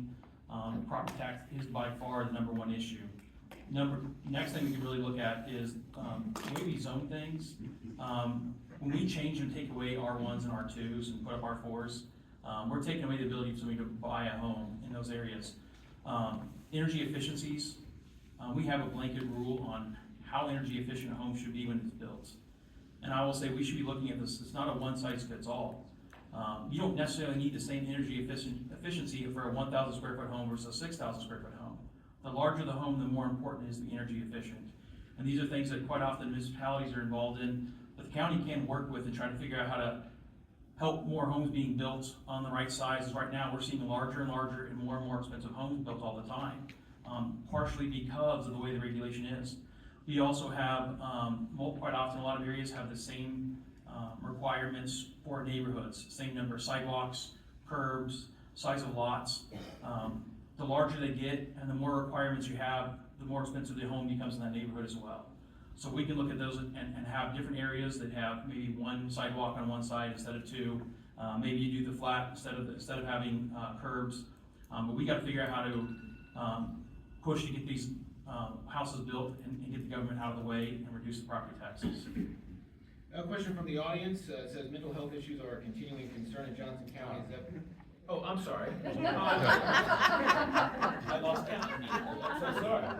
Jeff Meyers, housing affordability. I really do apologize. No, that's fine. Here's your chance as I well. was ready to give an answer though. You know, one of the things that I'll say is I'm trying to get rid of the word affordable and I'm trying to change it with the word attainable, because what's affordable?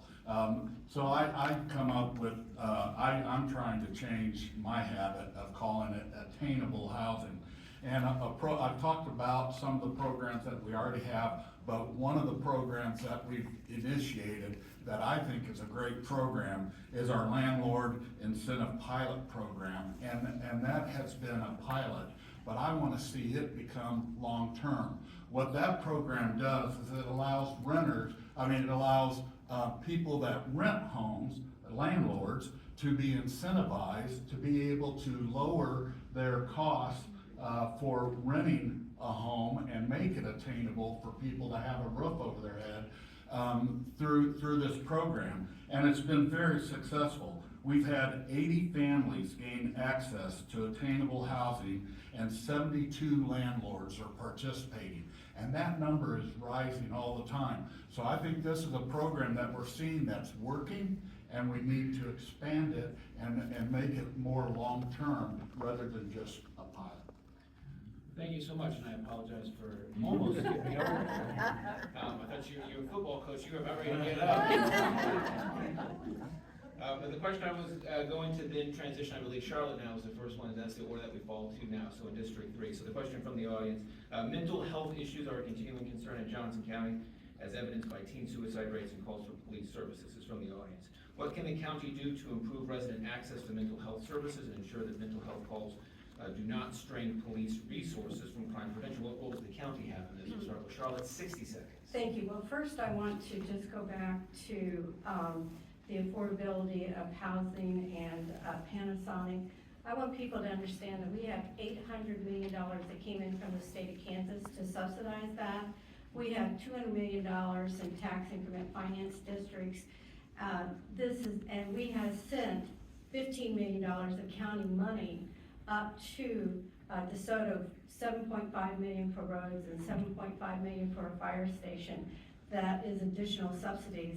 And this puts a tremendous amount of pressure on the families when you have all of these financial issues. Maybe if we weren't taxing people out of their homes, we wouldn't have quite so many mental health issues. But obviously, we need to have services for these folks. We have done the mental health coordinators with our police officers. I think that is one step that has worked really well. But on mental health, again, one size does not fit all. We need to make sure that we have a broad range of services, and I think that actually we're doing a pretty good job because we're getting a ton of money coming in from the state. District 6, Shirley Allenbrand, what would you do or what can the county do to improve resident access to mental health services, ensure that mental health calls do not strain police resources as well? What's the county's role? Well, first of all, we did receive a grant for the Youth Crisis Center, and that Youth Crisis Center geared toward 8 to 17-year-olds. And then we've also, Johnson County Mental Health Foundation, there's also private entities involved in that as well. And again, to go back to that legislative person, there's another grant that's coming up for adult crisis as well. So we'll be applying for that grant too. We've started a lot of services with Johnson County Mental Health, and that, again, services that people are not receiving. I talked to a young lady last night at an event that I was attending, and she shared with me that she had reached out to Johnson County Mental Health. She was in a crisis. They actually helped her take care of her dog so she could go somewhere for 4 days. That's the kind of thing that I'm trying to put a stop to. Johnson County Mental Health is needed. We need those services to help people, keep them in their job, keep them out of the jails. And I could go into other stories that I've heard from people that get arrested that don't belong in the jails. So my time's up, so. Staying in District 6, Mike Storm, what can the county do to improve resident access to mental health services while at the same time making sure it doesn't strain police and law enforcement resources? What is the county's role? I'm a firm believer in privatization. I think we should privatize the mental health system in our county and incentivize it on the backside. I just believe you get a better product when the government's out of the way and people can get the services they actually need and not just, I'll leave it at that. Going over to District 2, Mark Hammil, addressing mental health issues. This reader wants to know how you can improve access to mental health services while also not straining police resources. Yeah, thank you. So I'll tell you, I have somebody very close to me that has struggled with schizophrenia for 20, 25 years that I know of. And so it's one of the bigger issues in mental health. And I've gone through a lot of hospitalizations with them, spent a lot of time with them trying to help them through those things. And I've listened to the nurses and doctors trying to tell me how we can help them get through the scenarios they're in. And stability, having people around them that love them, care for them is really so key and so important when they're going through these tough situations. So everything we can do to make it as stable as we can is possible. I will say if anybody has a thing figured out, thinks they know the exact answer for everybody with mental health issues, they're fooling themselves. They won't fool you, obviously.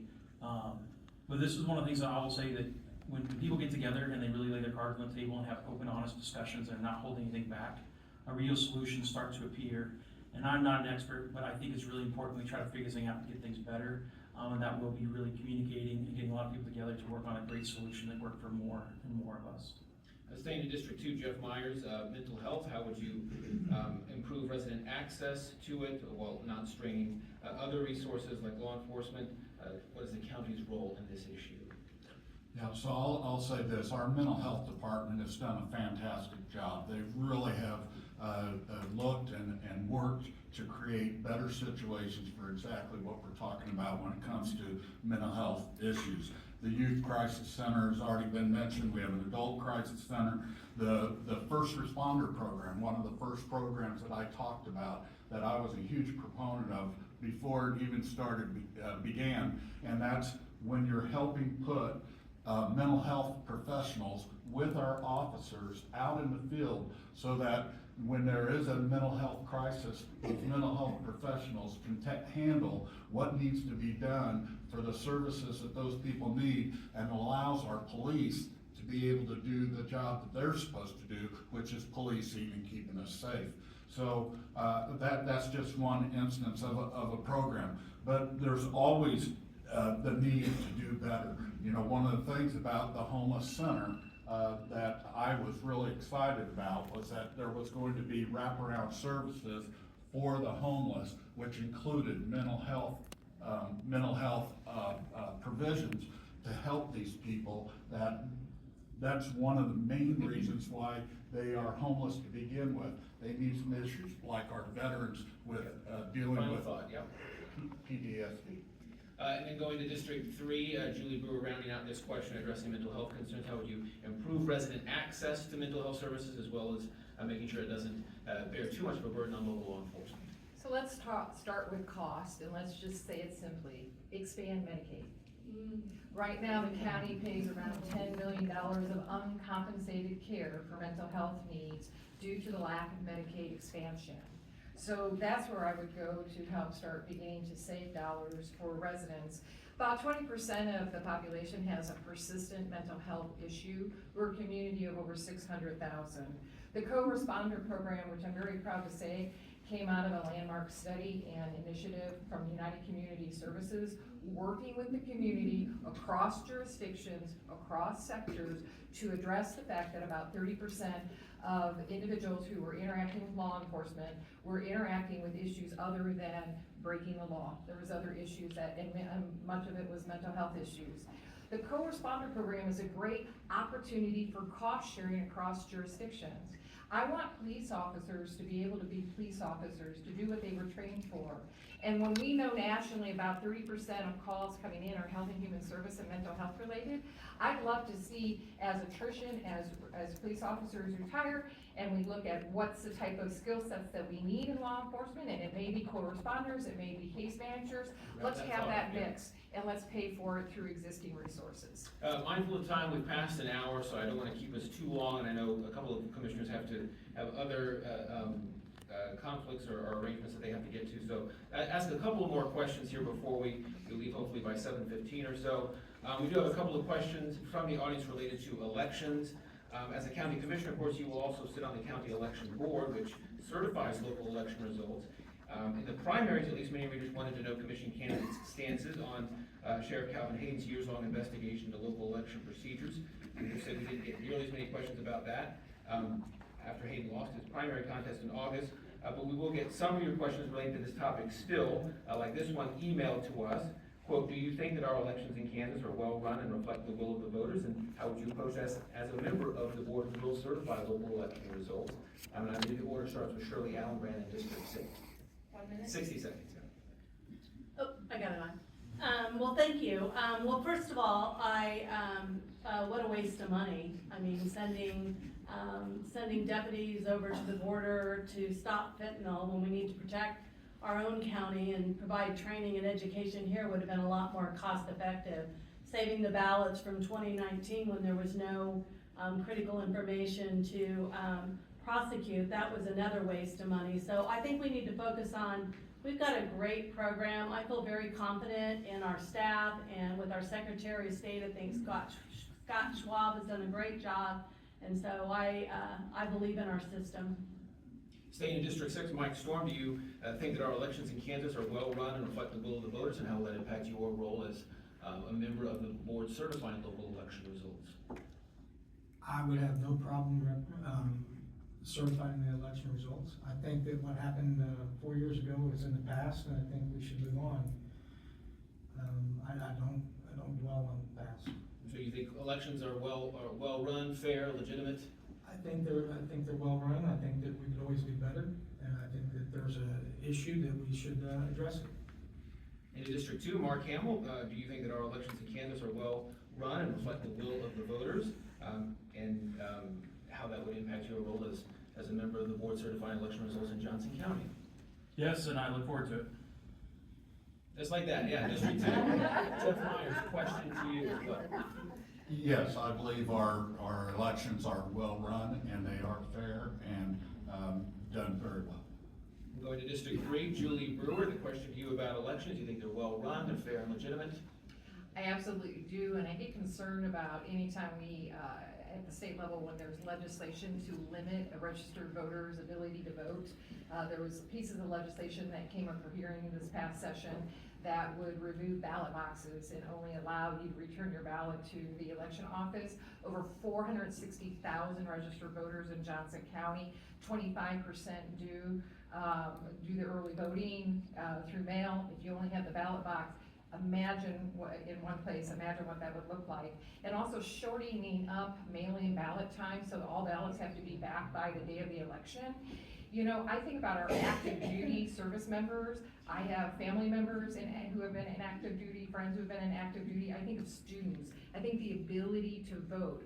Seniors or anyone with a disability for whom transportation to vote in person is very hard. Why would I shorten a registered voter's opportunity to vote? I'm very pleased with the voting opportunities here in Kansas and the safety of voting. Staying to District 3, Charlotte O'Hara, the question about elections, do you think they are well run and reflect the will of the voters? Any impact it would have on your role as on the board that certifies local election results? I have been on the board to certify many of the elections in the last 4 years. I have seen no indication of nefarious issues. There is one issue that just came up, that there were 43,000 pre-filled advanced ballot applications that were sent in from a organization from Washington, D.C., and they actually had the wrong address on the envelope to send the application back. That causes a lot of confusion. I think that that type of, we need to look closely at that. Obviously, it was against state statute to have the wrong return address on that envelope. So I think that we need to be vigilant. We need to make sure that we continue to have faith in our elections and go forward. And November 5th is coming up on us quickly, and I'm telling people, get out and vote early, and let's see where the chips fall. We had a couple of questions regarding public comments at commission meetings, kind of maybe you would say on both sides. We have one question framing the issue this way, saying that county commissioners have shown a pattern of, in this questioner's words, shutting down transparency with no longer filming public comments. We also have one audience member say, with all the false information being put out during public comments, what is your stance on fact checking during public comment, during public commission meetings? So you can see that this raises a little bit of hackles on both sides. So what would be your approach to transparency, especially related to comments during public meetings? And the order falls to Mike Storm in District 6 first. 60 seconds. You want to repeat that one? Your stance on how the commission should approach, it's a broader question about transparency, but to the specific issue about public comments at commission meetings. Of course, the policy now is to not film the public comments. People can still come and make public comments, but it's not out there for broader consumption. Does that bother you? And you can use that as an entree into a question about transparency with the commission more broadly. I just don't understand why we feel a need to shut down public comment. I don't understand why the transparency it seems to be an issue, and it shouldn't be. We're taxpayers. We should have access to everything. I will say that you can still make public comments, just it's not broadcast to a broader. Yeah, that's what you're. That's my point. Going to District 2, Mark Hammil, the question to you about public comments during commission meetings more specifically, but any more thoughts about transparency of the commission? Yeah, thank you. I'll say, one of my jobs I had, they made a really big deal about receiving feedback, asking for feedback. And then when you get that feedback, it's a gift, and you can decide what you want to do with it. And I will say, I've enjoyed hearing public comments at times, because obviously, as an average everyday citizen, I didn't attend every board meeting. Most of you probably do not either. But I could get a little bit of an idea from those public comments, whether I agreed with it or not. I enjoyed hearing those different perspectives, because if I didn't understand something, I should be looking into why they're making these comments, and if it's offending me, again, I should be looking into why. What is it going on that I don't understand that they're dealing with? And if I did agree with it, like, oh, that's great, I'm glad somebody's addressing issues that I have concerns with. And all those things gave me peace of mind that people are speaking their mind. I love transparency, and I think it's something we can always strive to do better. Communication is something you should always strive to do better. There's no such thing as perfect communication. Somebody wants more, somebody wants less, somebody wants more in writing, somebody wants more in verbally. But the key is we keep working on it and trying to get as much transparency as we can, and that time period is where the time for people to show their communication and their transparency. Staying in District 2, Jeff Meyers, addressing the specific comments about the Commission's policy towards not broadcasting public comment, whether that bothers you or not, and also should the Commission be more transparent in your estimation? Yes, so I was a mayor before I got on the county commission, and public comments was something I always allowed and wanted to hear as much public comment as I could hear if there was a need to hear it. Now, there needed to be a time limit on it. You didn't want to hear the same comments over and over again by a great number of people, but I always wanted to take in all the information that I can take in. I did not have a problem. In fact, I voted to keep public comments to be broadcast, and so I didn't have an issue with that. Of course, I'm retired. I have nothing better to do during the day. I can listen to as many people talk and that want to talk, but it does cause sometimes conflicts with efficiency of the meeting. And that's kind of where I think some of the input from other commissioners was that you don't want to be in meetings, and I have been. When I was a mayor, we went from 7 o'clock at night until 2 a.m. in the morning at times. Not very often, but when it happened, it's tough. But so efficiency was one of the reasons. Going to the District 3 race, Julie Brewer, again, specific comments about the public comments policy now not being broadcast at the Commission, but your thoughts on whether that's the right policy and whether the Commission could be more transparent or not. So I'm gonna be a little bit of a nerd here, because I've run a number of public organizations where public comment was a part of the organization. So public comment time is the time for the public to speak to the body assembled, the elected body assembled. And the only time you can speak to them assembled is in a public meeting. So the focus to me of what we need to be concerned about, are we giving the time for the public to speak to the body assembled? And is the body assembled tuning and listening, doing quality listening to that comment? The public has all kinds of ways to speak to itself.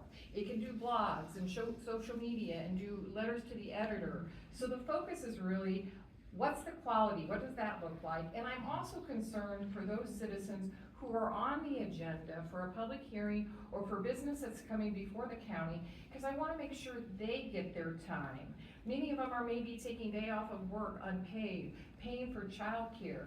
And we owe the public to do business efficiently and make sure that they're getting their time on the agenda to have their issue fully looked at, fully discussed, and fully decided. So those are the focuses I'd like to have when we talk about public comment. And staying in District 3, Charlotte O'Hara, your thoughts on the current policy as well as whether the Commission could be more transparent or not? I think that answer was that they shouldn't be broadcast, but I'm not quite sure. Anyway, they should be broadcast. We should have 3 minutes. 2 minutes is really, really tight for people to come up, and we have really some very, very well-informed folks that come up. I served on the Heritage Trust Fund with Tom Raby for several years, and now he is very elderly. It's tough for him to get up to the commission meetings, and he really misses being able to tune in and hear the public comments, and that's what we're doing. We're limiting the folks opportunity to see what their neighbors are talking about. And transparency is absolutely a basic necessity for our county and our state and our nation. So I absolutely would reinstate the broadcast, and I would expand it to 3 minutes instead of 2. And ending this question with Shirley Allenbrand in District 6, comment specifically, if you would, on the specific policy that they've been talking about, but also if there's any concerns about transparency at the commission in your mind. Well, first of all, I think the commission is very transparent, and if you want to come and speak on an agenda item, you can come and speak on an agenda item, and that is broadcasted. There's 2 or 3 people that come every single week, and during public comments. It got to the point that some of the comments that were being made, the Boy Scouts couldn't even stay in our room because of the name calling, the things that were said at the commission meetings, that they had to leave the room. And I feel like things now are a lot better of how the commission is being run. Also, it takes away from those people who had to take off work, had to come, and they have to comment on an agenda item. So they're there and again, taking off work, getting a daycare. Sometimes people will be there all day long to get through the commission meeting. But I feel like everything's being heard. If somebody comes during public comments and they live in my district, I'm gonna reach out to them if they want me to. Let's end on. Kyle, may I just say, I did not say I was against public comment being broadcast. I'm neutral on that issue. I feel that the emphasis of the issue is not on whether or not it's broadcast. It's understanding what the role of public comment is and making sure we're adhering to that and making space for that. And I wanted to make sure that was clear and other people weren't putting words in my mouth. And in response to the last thing said on Shirley's previous comment. Let's do one last question, and the order falls to Mark on this side, so perfectly we'll just go down left to right. You may use this as a kind of closing statement, but I will ask a question. This will be the last question. We will not do closing statements considering it's almost 7:20 now, so we've been at this for nearly an hour and 20 minutes. So this will be the last question. So you'll each get one last 60-second time to speak, but the specific question comes from an audience member who knows that there have been pretty similar vote breakdowns along with this commenter sees as party lines, even though these are officially nonpartisan offices. So this person asks, if elected, are you committed to governing in a nonpartisan manner? And so that is the question, but also you can use it as a final closing statement as well. 60 seconds. We'll start with Mark Hammil in District 2. Yeah, thank you, and that is a great question. I'll tell you, I've been on the Board of Trustees for Johnson County Community College for 3 years now, and I have voted 6-1 against Republicans and Democrats to not raise tuition and not raise taxes. And these are not partisan issues. When you raise tuition, you know, it may seem like $3 a credit hour at a time, and it may seem like it's only $50 a year or a semester. But every time you raise that, that's maybe one more person that feels like that bar is just too high for them. So everything we do, when we raise our property taxes again, it's one more person that feels like, I don't know if I can jump in here and buy a home, or I may feel being pushed out of this home. I'll say lowering the mill levy it is not a partisan issue. This is about a people issue, and this is about the people of Johnson County doing it right. And lowering the mill levy is not raising your taxes. I plan to actually lower your taxes and actually help you in that way. So please vote for me if you agree. District 2, Jeff Meyers, again, kind of a closing statement, but also the question, if elected, are you committed to governing in a nonpartisan manner? 60 seconds. Yes, I'm committed to being nonpartisan. I always have been. Again, I've put a good portion of my life into local government, and because it's nonpartisan, I'm only interested in helping my community be the best that it can be. I want to have positive impact on my community. So nonpartisanship is what it's all about. When it comes to lowering mill levy, again, I've done it every year. I've lowered the mill levy, but I don't believe in revenue neutral. I think even Sheriff Hayden came before our Board of County Commissioners and he said, you can't go revenue neutral, because he knew that was going to defund the Sheriff's Department and safety departments across the board and all of our departments across the board. So it's easy to want to come up and tell people something that they want to hear, but then doing it. how many programs tonight have you heard to be cut? I always want to listen and say, what are the services that people, that these people that want to come in and say, we need to do this and we need to do, what are the services that you want to cut? And I still don't get it. We'll stay in District 3, Julie Brewer. The question to you, if elected, are you committed to governing in a nonpartisan manner? And also, again, you could, if you want to use it as a closing statement, this is your last question. 60 Absolutely. seconds. So very much in favor of a nonpartisan government. You need to put the policy before the politics. When we talk about infrastructure, when we talk about public safety, when we talk about senior citizens, this is not a one party or the other issue. This is a resident issue. Quite frankly, this being a nonpartisan position is part of what motivated me to want to run for this position. And just to be a policy nerd, nonpartisan positions at local government and county government start in late 70s, early 80s to be more effective government at the level of the government where it touches you most closely, right? Where the rubber hits the road. And so I'll just say, residents first, they're our most vital resources. That means I'm for growing and retaining our business and job community, because that equals jobs. A ready and able workforce, that means I want folks' ability to be educated, be healthy, and be housed. When you focus on residents, you are focusing on public safety, you are focusing on quality of life, and at the end, we have to be mindful of our cost of doing business. If we create fragility in our residents while we're trying to serve them, have we really served them? Staying in the District 3 race, Charlotte O'Hara, the question about partisanship, would you commit to governing in a nonpartisan manner, but also again use this final 60 seconds as a closing statement? Thank you. Well, it's really interesting that the chairman of our Board of County Commissioners has started a PAC, and that his three areas of focus is the county commission, the DA, and the sheriff. And so I think that partisan politics is part and parcel of the board at this particular time. It is a 5-2 vote on a consistent basis. That's just the reality of it. I have reached across the party lines. I have appointed at least 3 Democrats to various positions. I look for the most qualified person, and so nonpartisan is not a problem for me. But people have to understand that my basic philosophy is a conservative Republican philosophy, and we all bring our philosophy to our position. And I mean, to expand Medicaid, that's a Democrat position. I mean, that's just simply what it is. And you have to understand that according to legislative research, that's going to cost the city of Kansas at least $1 billion. We can go back and forth here, but I mean, we can give Julie one last chance to respond maybe to that particular point, and then one last word to Charlotte. But Julie, if you care to respond. I would just simply say that the vast majority of Kansans, when surveyed, have supported Medicaid expansion. And since we know statistically that the vast majority of Kansans are not registered Democrats, then I would say that that's a bipartisan issue. Seems like it usually falls out of Democrats' mouths, but that's okay.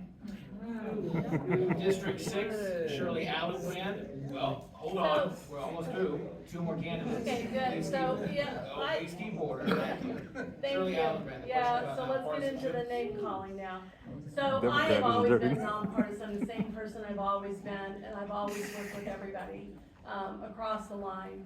I don't think there's any partisan plays within our county right now. You know what? It's my turn, so let me finish.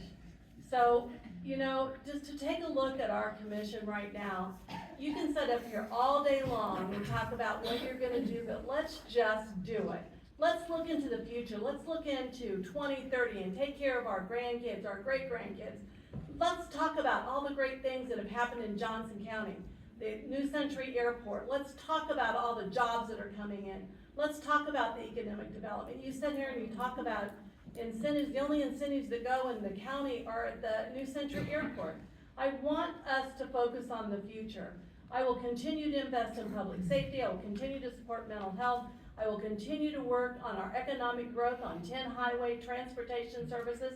And I will work with our commission to get that done. And yes, we can do better, and we will do better. If I get elected, I will do better. There's lots of other things that we can do to consolidate to do better. And the final answer to Mike Storm, also in the District 6 race. Again, the original question about governing in a nonpartisan manner, but also view that as a way to make a closing statement for yourself as well. Sure. Yeah, I believe you should govern in a nonpartisan manner. I believe that we'll do our best work when you represent not just the 6th district, but the whole county. My problem is that so often we talk about the Republicans and the Democrats, but we have Catholics and we have Baptists, and we get along. We can get along with each other, but they're just closed-minded a lot of times, and we just got to work better or try harder to get along. We'll give them a round of applause for participating in tonight's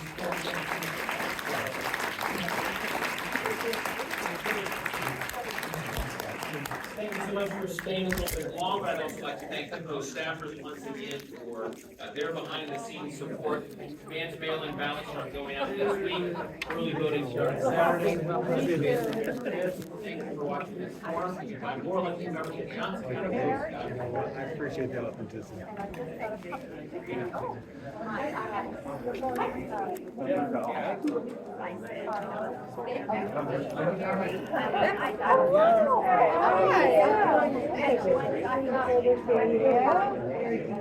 I met you.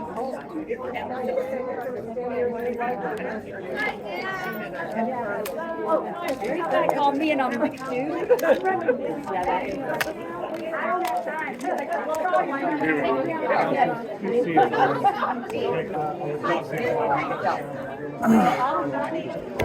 Starting to see those signs around. I appreciate the approach towards civility. So thank you for doing that. It's good to see you. Thank you. We need it. Yes, we do.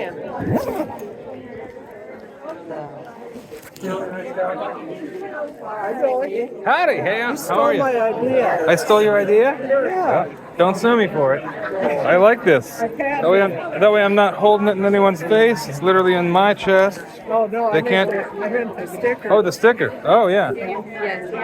Yeah, no, that's something I'm proud of. More proud of than my phone being made by some company or another company. So I'm happy to cover up that company logo with the logo I care about. What'd you think of the forum? That was good.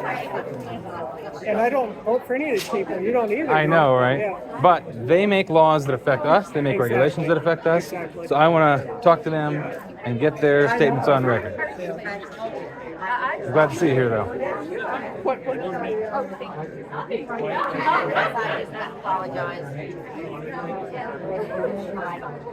Yeah, there were a couple things I kind of I think that's part of it. Yeah.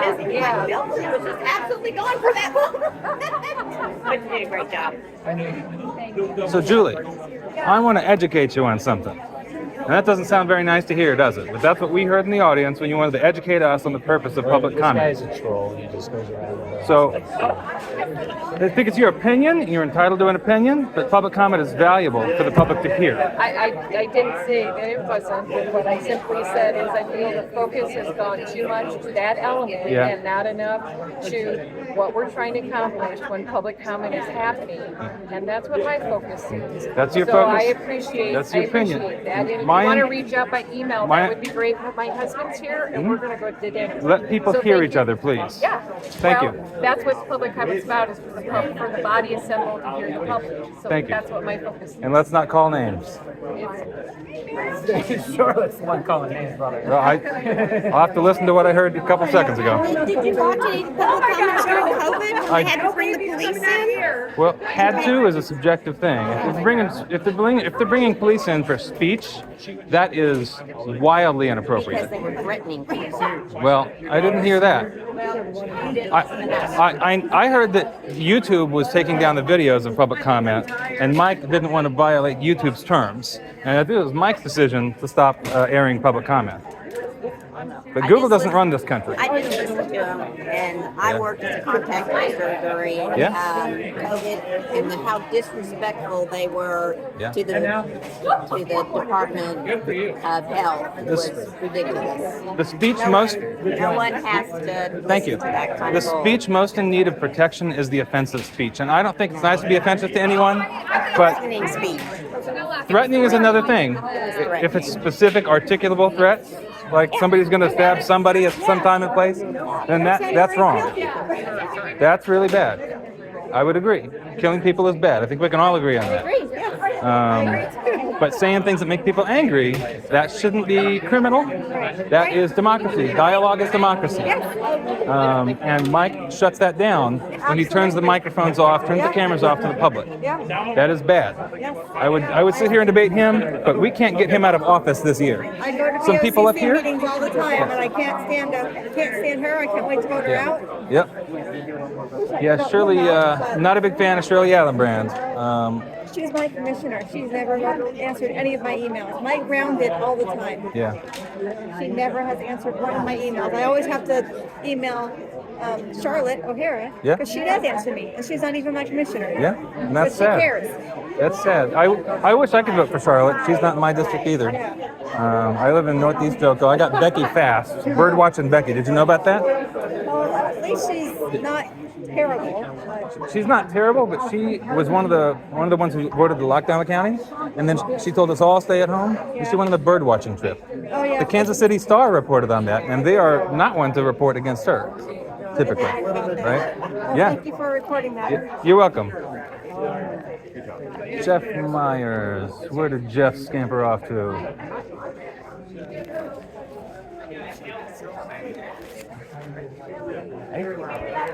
I survived without getting kicked out. Thank you guys. All right, see you tomorrow. I'm really hoping. All right, see you. Why were you filming them all? Becky, that is Becky. Yeah, I know your emails. Yes. I'm very interested in the public hearing what people have to say. What do you do with the video then? Post them online, share it with neighbors. Do you have a website or a YouTube channel? It's called Public Meetings. If you search, or if you search for the name of this event in this location, you'll find it on YouTube. Okay, public meetings. As boring as that sounds. Huh, interesting. So, but I go to a lot of the Miriam ones. Sit through one. I don't know that I need to watch the whole thing. Yeah. How do you stand on public comment at Board of County Commissioner meetings? Becky Fast.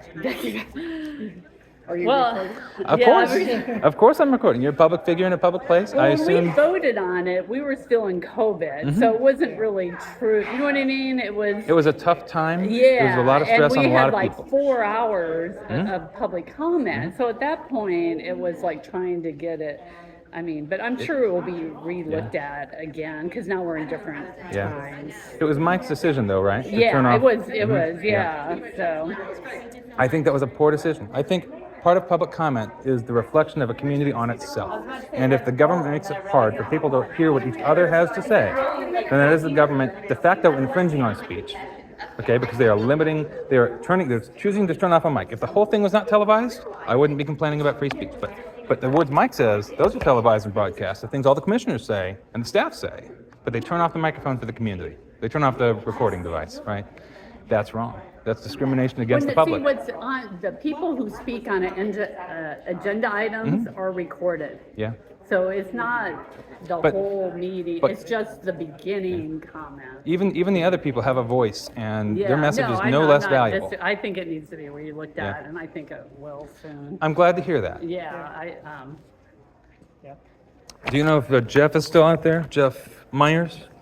You're mine, though. I know I'm yours, but all seven of you make policies and laws. I tried to respond to your emails. I haven't gotten one for a while. I know. I haven't forgotten about you. No, you don't need to. I pay more attention to Miriam stuff typically than county stuff. Well, you got this big trash debate going on. Oh yeah, they're all talking trash at Miriam City Hall. I love trash. Single hauler.